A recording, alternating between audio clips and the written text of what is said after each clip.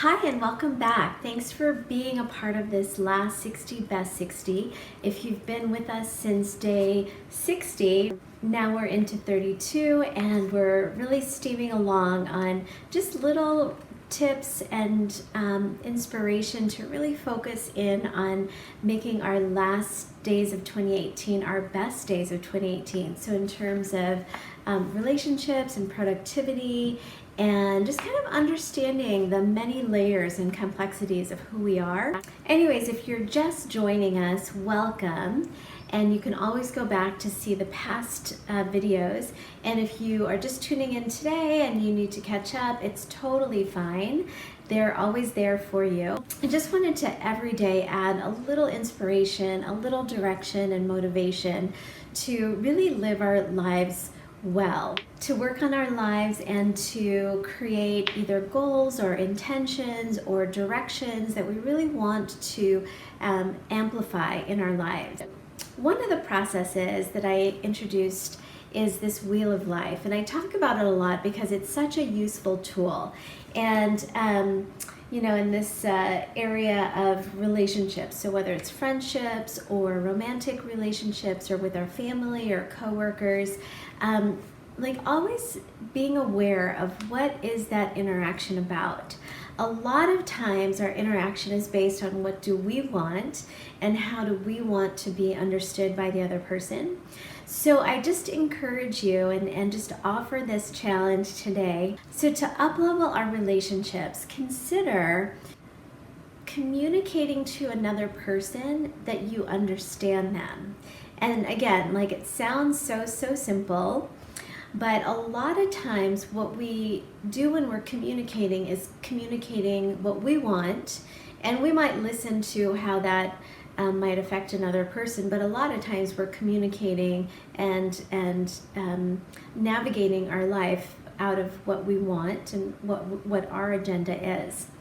So I encourage you to really consider in any relationship, it could be with someone you know really well, it could be with someone you don't know very well at all, like someone that's at the checkout counter at the grocery store, to consider like what is life like from their point of view. Like if you were to take on their glasses and to see through their glasses, like what would life be like?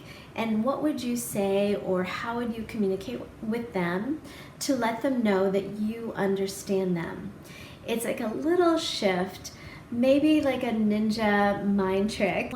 I know that when I have felt understood in my relationships, it's actually where I feel the most safe to grow. So one of my very best friends in California, and a lot of times when we're having a conversation, like we live very, in some ways, different lives. She's married, she has a daughter, she is a pastor of a church, she lives in California, like really on paper, so different. And yet I always feel when we talk that she's listening in to understand me, and not that she necessarily agrees or knows what my life is like, but I do get a sense from her affirmations, from her questions, and also like from her not so much giving advice, but just like taking on like, what would I do if I were, she would say, what would I do if I were in that situation? Or how are you understanding this?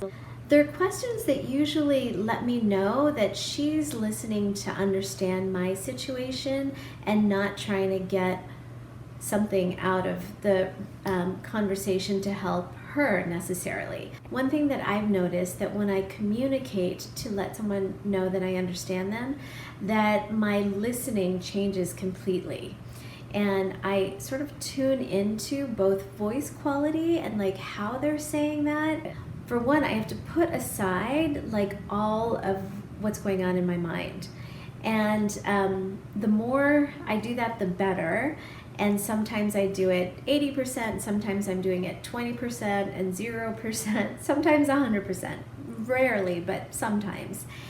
And so to put aside what's going on in my mind takes a lot of focus and just willingness and discipline to do that, and just trying to do that. One of the ways that I would describe that being comparable to is like when a parent is listening to their child, and I'm talking a baby. Like, this baby is not communicating in words but in sounds and expressions, and a parent is usually trying to listen for and understand, what does this baby need? So some of it is like knowing, and for new parents it's a not knowing and trying to figure it out. But at some point there is a communication that is built, that is established, that isn't about the words, but maybe even the tonality and the just trying to see, does this work? Does this match what they need or what they are feeling? Another way that I experience this is kind of like putting myself in their shoes. And I said earlier, like putting on their glasses and seeing what is life like through that position. And I'll just say that I've had a couple incidences that really have pushed me to the edge, and that is going to the post office in the city of Chicago. It is one of the most upsetting places I've ever been in. But I did take on this exercise one time where I started to think about what was life like for the person sitting behind the desk at the post office. And I really considered, like, they're probably encountering a lot of people who also just want to get their stuff done, and maybe not the most patient, kind, or understanding customers. And so they've built up like some really tough armor to make that happen for their job. And then I also considered, like, maybe they don't feel like this is their calling, or that they're getting compensated enough for what they're doing. And just that angst of being in a job day to day that might not be fulfilling. And so when I put myself in their shoes and put on their glasses and looked through their eyes, I was like, I might not be my best self either. But every time I do have to go to the post office in Chicago, I try to think about that. Like, okay, like, this is a system that isn't always kind, nice, and understanding to everyone. And the person who is behind the desk is a real human being, and with thoughts, feelings, and emotions. So consider that. Consider your relationships and what you scored on your Wheel of Life. And if there's any ways that you can improve that score by listening and communicating to let that person know that you understand them, which may be a totally different layer than what we're used to and how we're used to interacting with people. Just see if it adds a little more understanding and deepens communication, because I think when our relationships are going well, that we're living our best life. Make your last days of 2018 your best days. Thanks.